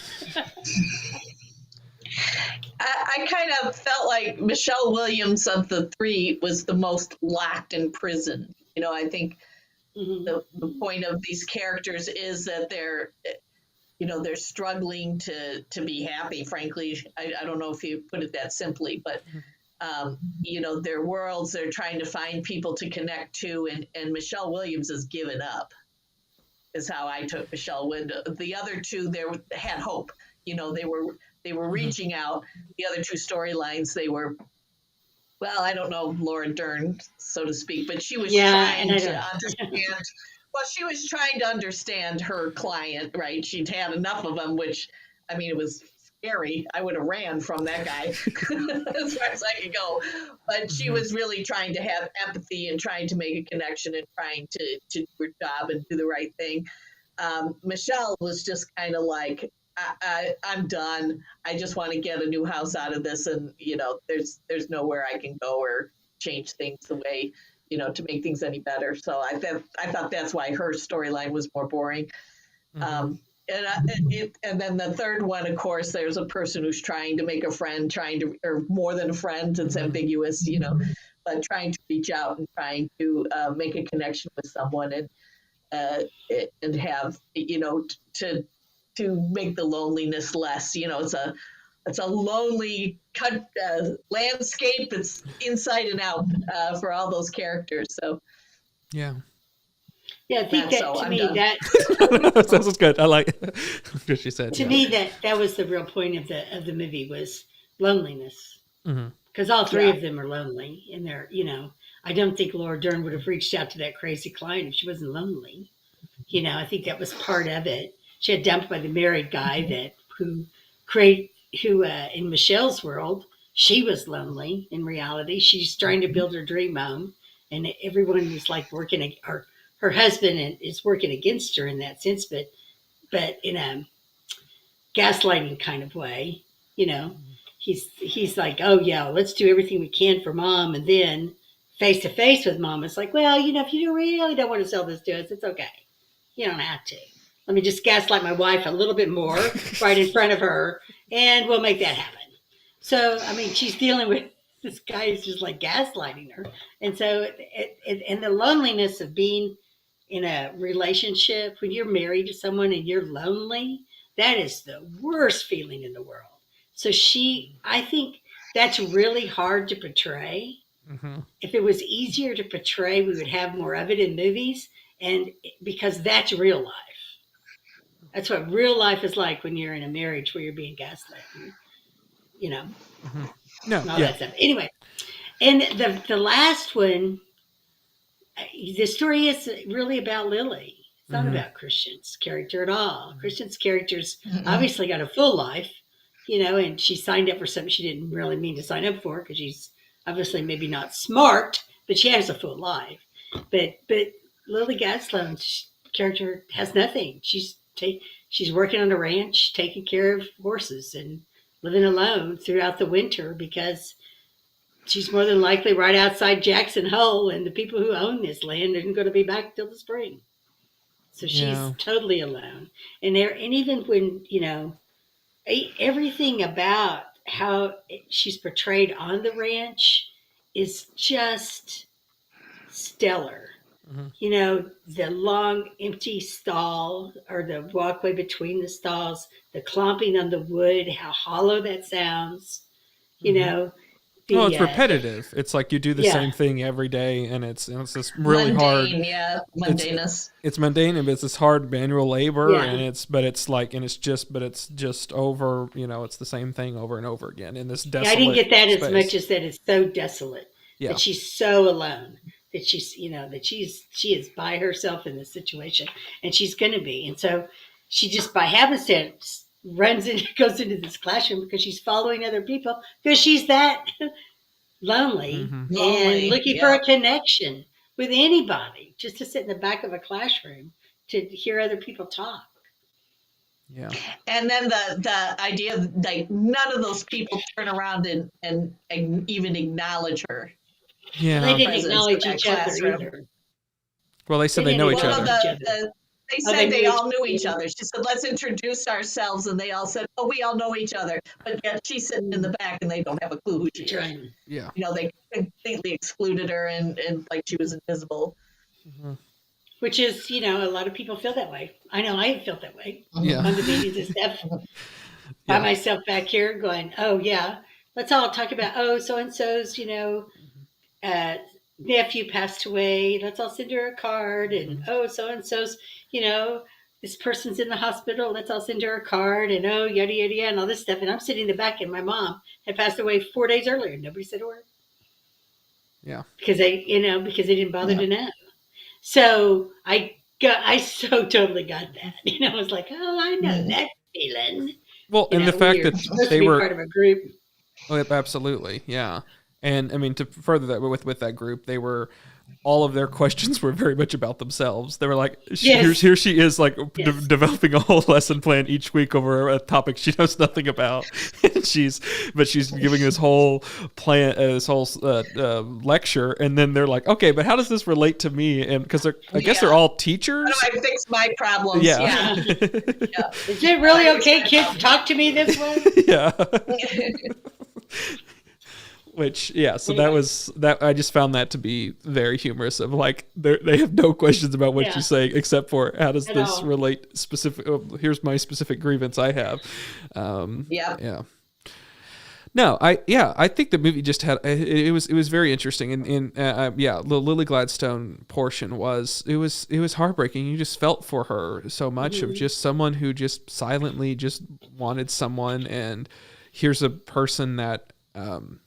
I mean, it was pretty clear that Kristen Stewart was not like she was just talked all about herself and like didn't like ever like respond with any questions. And here's this person trying to open up in any way that she brings this horse there, and she's just there to talk about her own problems and complain about her issues and everything. And it I don't know. It just felt heartbreaking.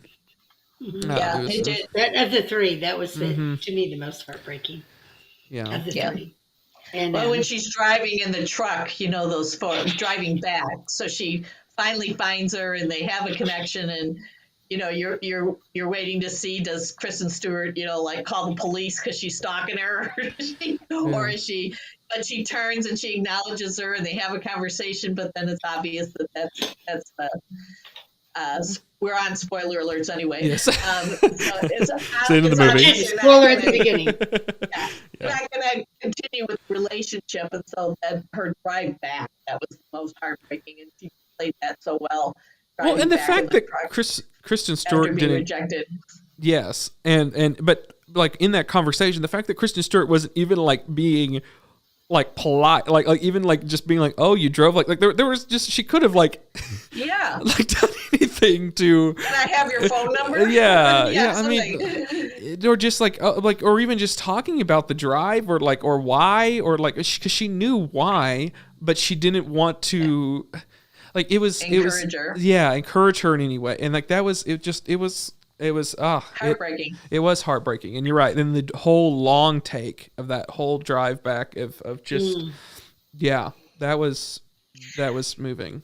It was a moving scene. I thought it was interesting Sorry. No, go ahead, Diane. No, you go, Diane.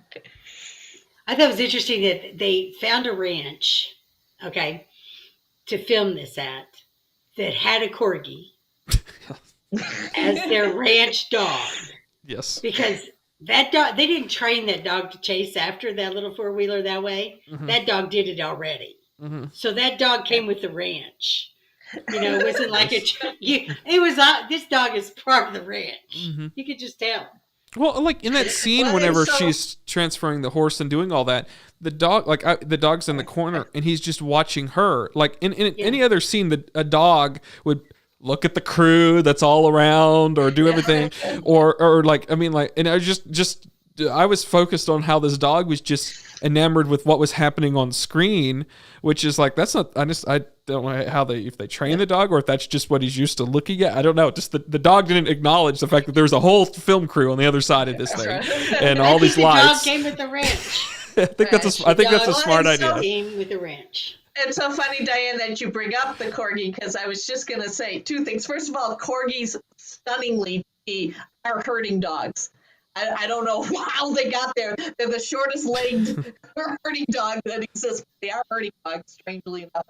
But I was just going to say, I wanted to give Kelly huge props for non-animal abuse in both movies. And I don't know if that's true of all her movies, but she seems to have a love for the animal or kinship for the animal. That's why the whole cow thing, right? So I give big points for any movie director that does that. Yes. I just pulled up because I was like, where did this corgi come from? And that film, Certain Women, at the end of it, it says for Lucy. At the end, did you see at the end that yes. The end credits said for Lucy? That was her dog, Kelly's dog. See, she's an animal lover big time. So her previous movies had starred her dog. Yeah. So she'd been... As always, dogs featured. Yeah. So there's a whole movie with just Michelle Williams and Kelly's dog. A dog. Yeah. Okay. Lucy. So is that Lucy? Okay, great. Well then, yeah. It was so that's... You can tell. Both films had... I noticed the animals so that, because I don't want any harm to come to them, at least not on screen. Or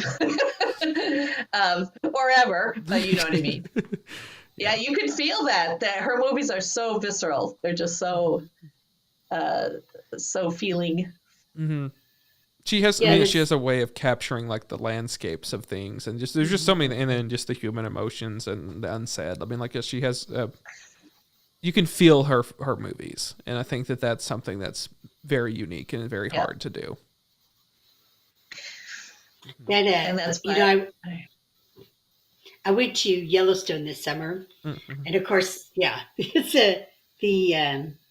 this movie reminded me so much of that landscape. The road, the long road, the straight road, mountains on either side. The huge pasture lands. All of that is so absolutely what it's like up there. And so she definitely captured the landscape of what that's like.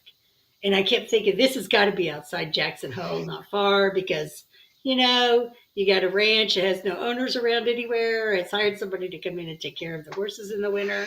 You've got this obviously wealthy couple who's building their dream home that they're not even going to live in most of the time, up in Montana. So, or in that area, I should say. And I've never been to Livingston, but, a lot of the towns up there are very similar. Yeah, so it took me back. I'm glad I didn't go there in the wintertime. Yeah. That would have sucked. Yeah. It was, I went on a ecological tour where they take you out at the crack of dawn, and you look for animals that are in the area with guides that are, know where the animals are, right? Mm-hmm. And the guide that we were with, we were in Wyoming outside the Grand Tetons. And he said that people who work in that area most of them live in Idaho, right? And work in Wyoming because there's no state income tax in Wyoming. And then they grocery shop, buy gasoline, etc. in Montana. It's all right there. I mean, within 30, 40 miles of each other, right? So because there's no sales tax in Montana. And so I noticed that in Wyoming, gasoline was like $1.50 more than it is here because they have no state income tax. Longtime resident of Texas, they get that money from you anyway, right? Gas is higher, groceries are higher, everything is higher, right? So, but that's why so many people live in Jackson Hole and why nobody else can afford to live there. Fascinating. Yeah, it was amazing. It was amazing. Sunday, there were we just houses did a there whole that were on that. the size of my house that were $3 million. But that's what happens when you have no state income tax in a very small area where you can build because of the national parks and that are around there and everything. So, yeah, pretty interesting. Anyway, I digress, but yes, it was. She depicted the land there just I mean, having been there, it was amazing. I would not, like I said, want to go there in the wintertime after watching these movies, though. What I find interesting, so I read into it. There was a few things I saw, like because these are based on short stories written by another author who is native to. They're from Montana, and you know most of Kelly's movies are from.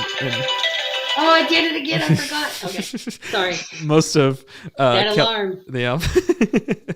Most of Kelly's movies are in Oregon, which is where she's from, and everything. That's where most of her things take place in. But these stories, she wanted to kind of go out a little bit and find another location. She read these stories, and it was from this lady who wrote these short stories in Montana, and so she put together this movie based on that.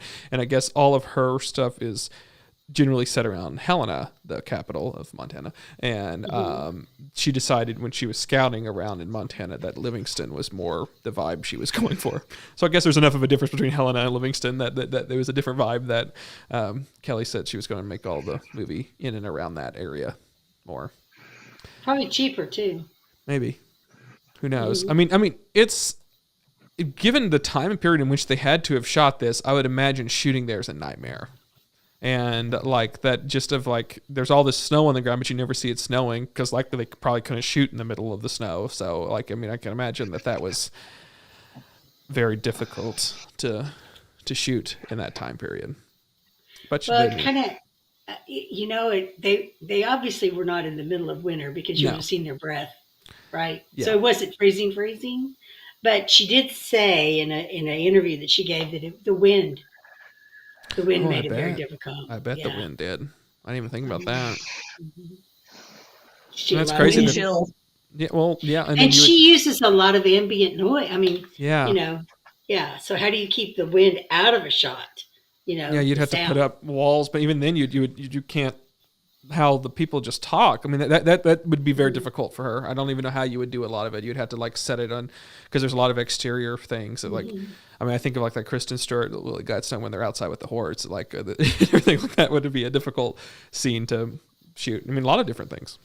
It brings up a lot of issues. So Michelle Williams. It made me wonder how much of it, like she elected to shoot in that tent rather than outside the tent because of the wind. Because I could see where that would have an impact, or just trying to find a day when you weren't going to run into anything, a wind gust. You know, Cade and I live in the land of wind, so it's. Boy, do I know about shooting outside. During wind. I'm like, I don't know how she does it. Yeah, that's difficult. I can't. Yeah, I would love to hear her talk about that because that would be very difficult from her perspective. How many days did she have to stand down because of wind? Or, you know, how did she do a shooting schedule around wind? I mean, they definitely had to, either have been on the opposite sides. Because like, if you notice, they are close to buildings. So maybe they had to shoot, like I think maybe those are all intentional that they had to, you know. But there were some things. I mean, nothing seemed ADR'd later. So if it was, that's even a bigger feat that they had to do. Only other note I had on this, Jared Harris, when he got angry, it became very. He lost his accent, and I don't know. There was a lot of like we couldn't bring in an American to do that, even though I love Jared Harris. I don't know if he was Yeah. the right choice for some of that because of just the accent work. But that's the only other note I had. But I don't know. We didn't really talk about Laura Dern's portion too much. Laura Dern's great. I thought that was definitely like you start from like a heightened standpoint. Like it's definitely the most that happens from like a tension based thing and like a drama. Yeah. And Laura Dern's excellent in that. You know, I like I was saying when I was explaining the film, I assumed the movie was going to kind of just cut back and forth between these stories or whatever. But and so I was kind of sad that was the wrap up essentially of Laura Dern's storyline. I mean, you have a bit at the end, but it just kind of I was hoping to see more of that character, and I don't know. I was kind of hoping to know more about her, except outside of just this one relationship she had with that client, because I just wanted to know what does she do outside of that? Well, why did she go visit him at the end? Yeah, you know, he was finally away from her. I don't think they really gave you much to go on there, except loneliness is the only thing I can think of, or you know, some sort of responsibility to him, you know, having been his lawyer.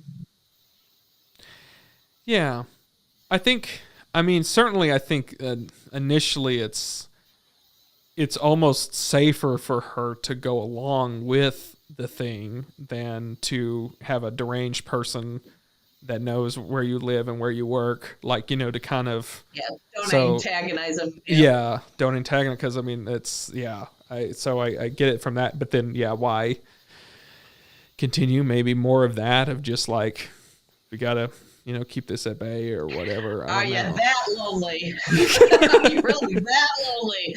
That's what I was thinking. Yeah, I mean, I don't know. That was an interesting part, but the part where she's, it's awful, but she's like telling this person for what would they say, years or something about the same thing, or months, I guess, the same information. 8 months. 8 months, the same information. He hears that from him, and he's like, "Sounds good," or whatever he said. Okay, is what he said, and she's like, "Okay." He turns around and walks off. Yeah, it's like I've been saying that same thing for 8 months, but then you sort of get that perhaps that wasn't the only. He kept going back because of he was interested in her or something, and I guess had this whole fantasy in his head about her, and That was interesting, to say the least. And again, no soundtrack, just the ambient sound of the environment. I do like that. It made it easier to understand what was happening in the movie, and you know, sometimes I think people they get too carried away with the soundtracks. Mm. Well, talk about being taken out of a movie. I know how much sound can lend to a story, you know, drama, etc. But if you want to really feel a movie, that's, to me, it's a distraction almost, and it's like manipulating me into what you want me to feel about the movie, rather than letting me get into the characters and feel them myself. You know, it's a fake layer almost, right? A soundtrack's like a fake layer outside of the movie and what's going on. I mean, it has its places. No, I get it. Like, I mean, I think it would have been distracting in a film like this. Like, I mean, I think First Cow, it did have, whenever like the two people meet again, there was started to be like some string, like I think each movie has a part where there is music in it, and so that one did, like, so she's very selective, almost 99% of the movie does not have any sound, and so that becomes a choice. I mean, you look at like Coen Brothers, some of them very music heavy and very things, but then they'll go and like make No Country for Old Men completely absent of any sort of score or anything. There's not a single music note in the movie, and so I mean, it just depends on the movie and what you're trying to tell and everything. Sometimes it works, and sometimes it makes you feel things. And I mean, I very much pro score, but when you don't need it, you don't need it, you know? I mean, and like in this, I think it would have been distracting. It would have been distracting in both of these movies, I think. Yeah. Yeah. But yeah, I'm not an anti-score person at all. Yeah. I have about half the songs on my, I know you would call Spotify. This is before the Spotify days. That on my phone are soundtracks, just because the scores were just so lovely. And I have when you know it, of course I would have to think about a soundtrack thing, you know, in the middle of this thing. But there's the lady who did Chocolat, and again with the alarm. Sorry about that. Was that the score No. that you want? No. It wasn't the score that I was wanting to talk about at all. Yeah, we can't say that. Timed, right? We can't say that Double Feature Movie Club doesn't have a score because it has Diane's alarm that goes off every time in the middle of it. There you go. Yes, I do have an alarm that goes off every time. I cannot help myself at all that this happens to me. How I don't really. What was the other movie? Cider House of Rules. There's both these soundtracks are just amazing, you know.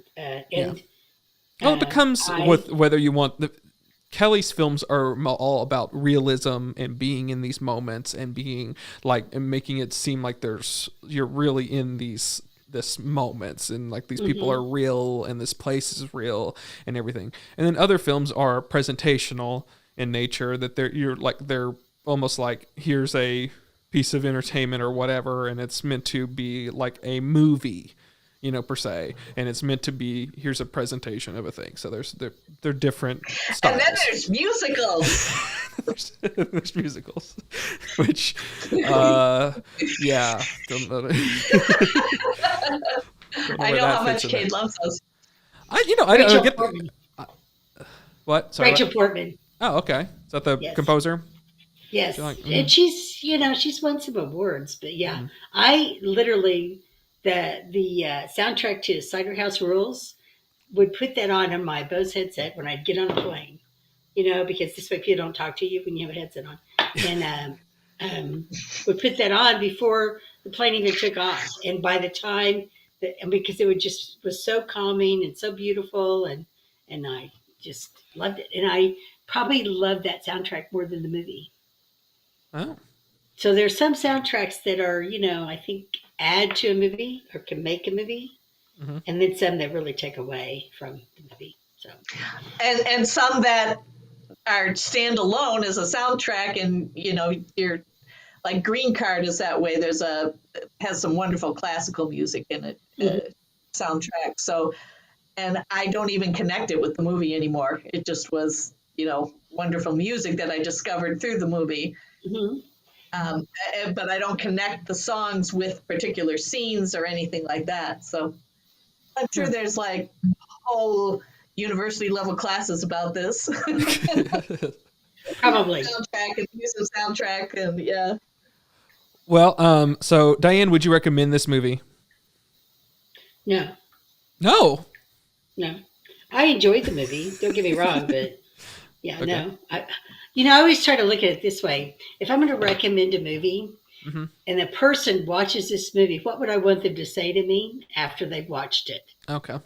Okay, and I think 99.9% of people would say, why the hell did you make me watch this movie?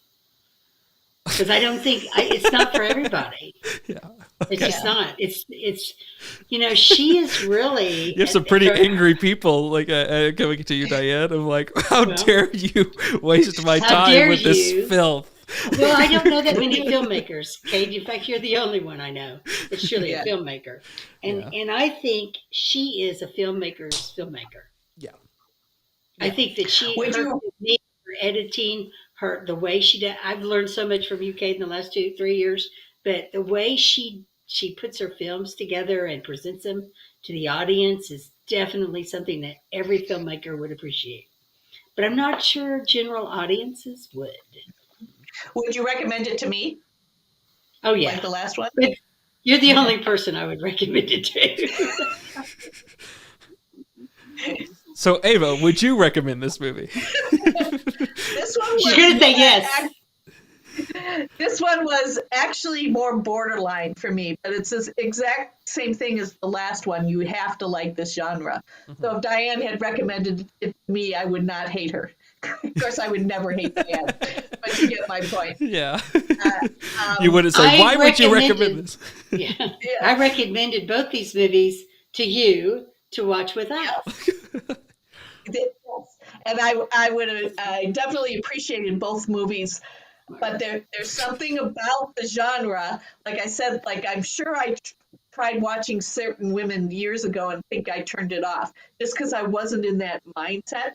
But watching these two, watching First Cow First and loving the realism and everything you just talked about, Cade, and then going into the certain women and noticing all those same things about it kept me interested and kept me engaged. So if you do watch them, if you do like this genre, watch them in that order. I would recommend. Yes. I would 100% recommend this to every single person ever.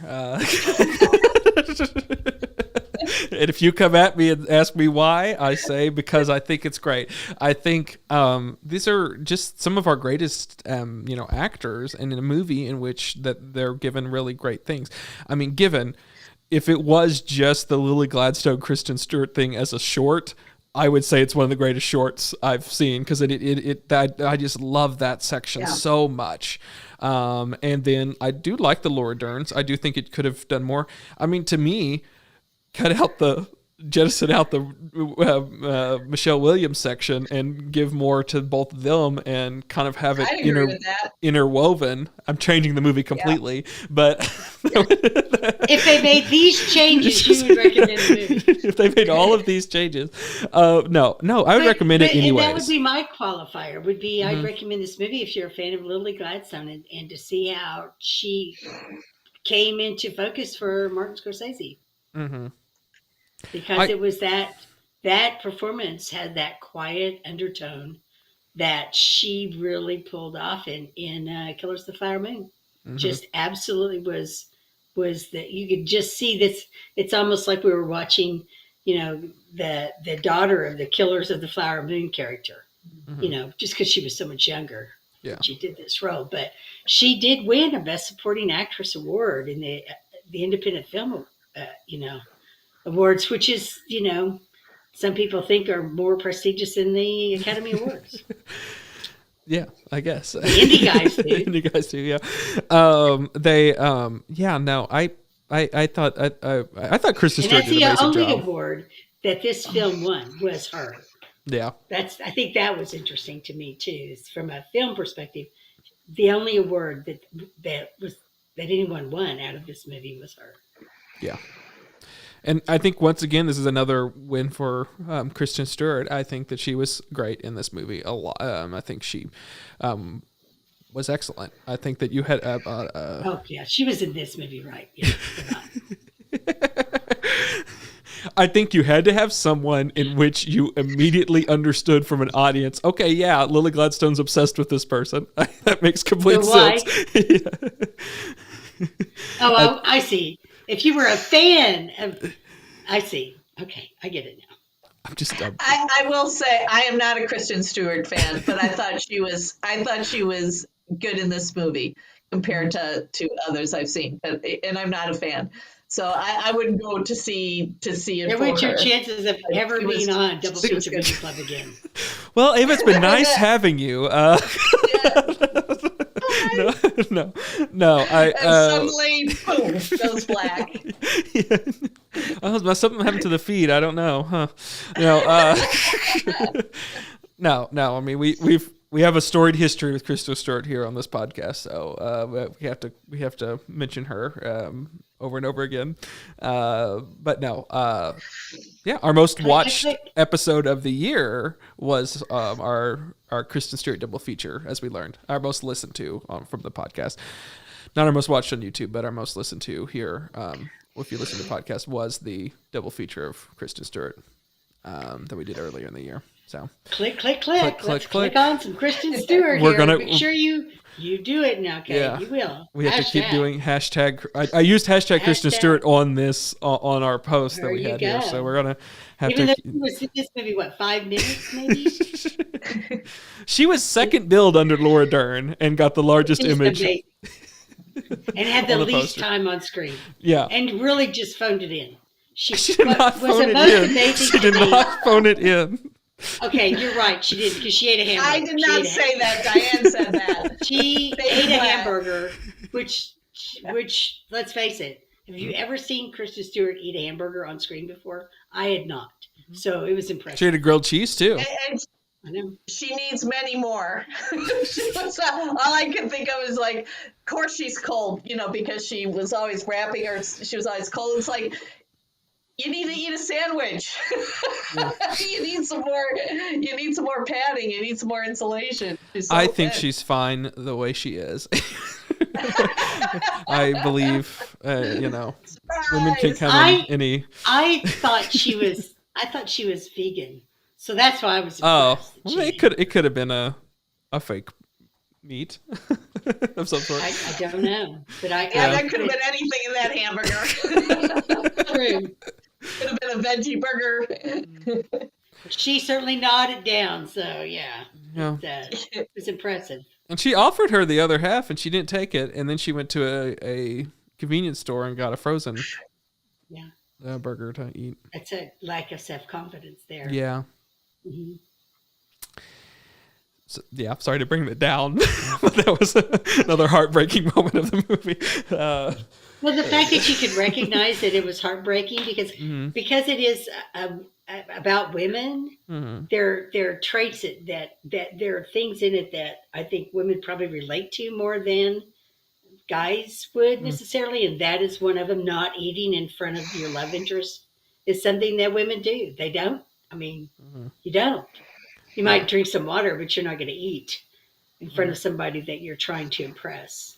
And that's something that is a kind of a I don't want to use the word trope or trait, but it's something that women do. They just do, and it has used to to do with be confidence. Yeah, and it used to be culturally ingrained. Yes, The women were taught that. Yeah. Yeah. Boys must eat first. Well, and I think that goes into Kristen Stewart views her as a friend of some sort. Of like she's just, I mean, or like, and she's trying there to treat her trying as an equal. Yes. Yeah. And trying to do all these and like, yeah. And I think she's oblivious to the crush that Lily has on her until she sees her in the parking lot of her work. Yeah. And that's when she went, I never told her where I worked. Uh-huh. What's she doing here? Uh-oh. She sees me as she sees me as more than just a friend or whatever, acquaintance. Well, and she should have got that when she brought the horse. I was gonna say, are you sure she didn't know when she brought the horse? But well, she never came back again for the horse. Yeah. No, it's she just never it was, came back for the horse, right? So.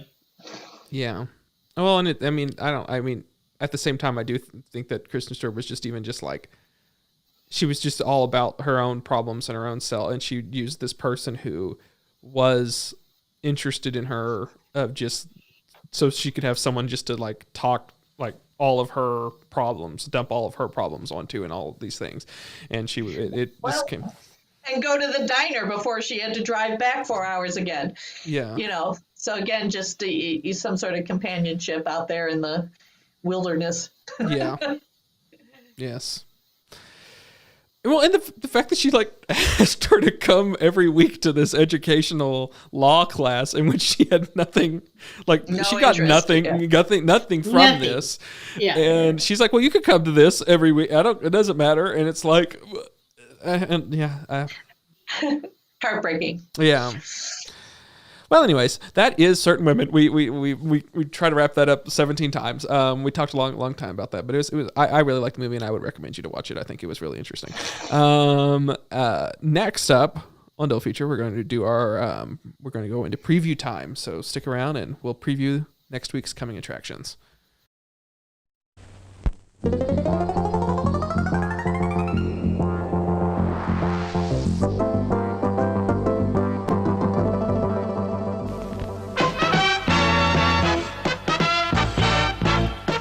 And now, preview time.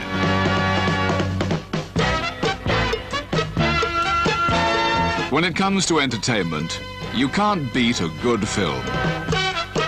So let's take a look at what's coming your way. Let's take a look at what's coming your way. I can't wait to find out. Diane, I think you should announce these ones. I think that it should. I think you should, Cade. I really think you should. Great. Because this is your, this is. How funny would it be if I just picked two randomly off my phone? Diane, do we just do Jennifer Lawrence? Yeah. Great. Next week's Jennifer Lawrence. Yeah. That's what we agreed to at the beginning. You want to know where the movies are? Yeah, yes. The two movies we're watching Winter's Bone, Diane, and where can people watch that at? Well, and what's the other movie that we're going to watch? The other movie is Darren Aronofsky's Mother. Those are the two movies that we're watching here on Double Feature Movie Club. Why does that one sound awful? Isn't there anything else Jennifer Lawrence has done? I don't think those are the only two movies she's been in. I think those are it. You would think that she'd be getting more offers. Yeah. Both those movies are on Amazon. I would have thought she had done more movies than that, but maybe not. It's one of those weird things that I think that she's only ever been in two movies. Anyway. Yeah. Don't get me started. Jennifer Lawrence week is next week, and I know we can't wait. Really, I think we're all giddy about it. I know. This was Cade's recommendation, and I'm going along with it. I was willing to switch. He's Diane. the one who put the list together, and I'm okay with it. On which ones? Which Jennifer Lawrence movies? Yes, it is. Cade made the announcement. Don't do this, Diane. Do not turn this around. You made the decision to do this. So bad, and I'm going to give kids a hard time. Do you like my fake Christmas tree, Ava? Can you see it? My fake Christmas tree back there. It's my palm light. Yes. Do you like my Christmas tree? Oh my gosh! I'm so proud of you, Cade. A Bigfoot Christmas tree. Mm-hmm. Where on earth did you find it? Love it. I don't know. I had it last year too when we did this, but I don't. Did you get it when you went out there?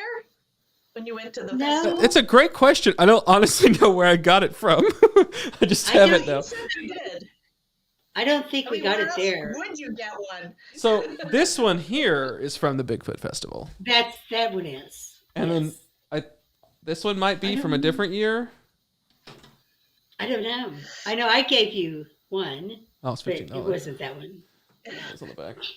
Yeah. Do they release them like Hallmark ornaments, or they have a Bigfoot ornament every year? They have a old world. The old world ornaments. We have Bigfoot ornaments from Old World. Okay. Yes. I have two. Diane's gotten two ornaments from me. Yeah, he gave me one. Both of them actually, but the one that he gave me, the first one was the Old World Bigfoot, which is the best one. Which is beautiful. It is really beautiful. I have it hanging on my tree right now, somewhere, because when the kids started putting the ornaments on the tree, they looked at me going, "Auntie, why do you have a Bigfoot ornament?" And I said, "Because he's real. He's real."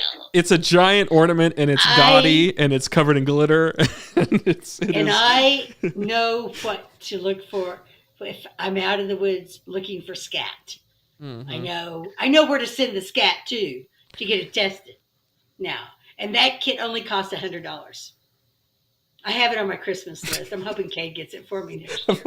Yeah, let me just waste money on a plastic bag and a little plastic tube. And an envelope to stick it in. Yeah. But without a stamp. Yeah. This is what you learn at the Bigfoot Festival. Now, because of First Cow, you also know how to find mushrooms in the forest. Well, yeah. That's true. I already knew that one. Well, great. That's the show. I live on a reservation. I know how to find mushrooms. I was trying to tie it back in, full circle. Yes. Well, yes, that is the show. Next week it's Jennifer Lawrence night, and we're all very excited about it. and we're watching Winter's Bone and Mother. So you watch those, and then you come over here and you listen to us talk about it, because it's going to be fun, because we're all willing participants in this. Well, great. That's the show. We're here live Sunday afternoons on my YouTube channel, youtube.com/Cade Thomas. You can listen to us next day as a podcast wherever you get your podcasts, and under Double Feature Movie Club. You can also follow us on X, Instagram, and Threads at Double Feature MC. So, and what should people do when they see any of our content, Diane? What should they do? Click all the buttons. Click all the like buttons. us, thumbs up, click the button, subscribe, leave comments. Cade loves to read your comments. Oh boy, do I. I love it. All of them. Yes. Like, especially subscribe. the Instagram and TikTok comments that you put out there. Yes. Yeah, no, we have fun with our 60-second reviews, so that should be fun. Watch for them on our And social just media. so everybody knows, when we do a 60-second review, we do it in one take. We do. We do it all in one take. take. Always terrible. Oh, the but pressure. It's still a lot of fun. Yes. This will be fun. This will be the first time in a bit that Diane and I is having to have a third person, which will certainly help with we're going to talk really fast now. fast. We're going to talk really fast. Yeah. I'm going to have to, but at least it's not Harrison. Harrison, I have to cut down my words to like 10, because Harrison has to have a lot of time for words. Harrison's our word man. He is the Just word leave me enough guy. time to do us. Yes. I think we should get Harrison a cape as a big W on the back. Mm-hmm. Word man. For word man. Word man. Mm-hmm. Well, cool. Okay, that's the show. See ya. Bye. Bye. See you next week.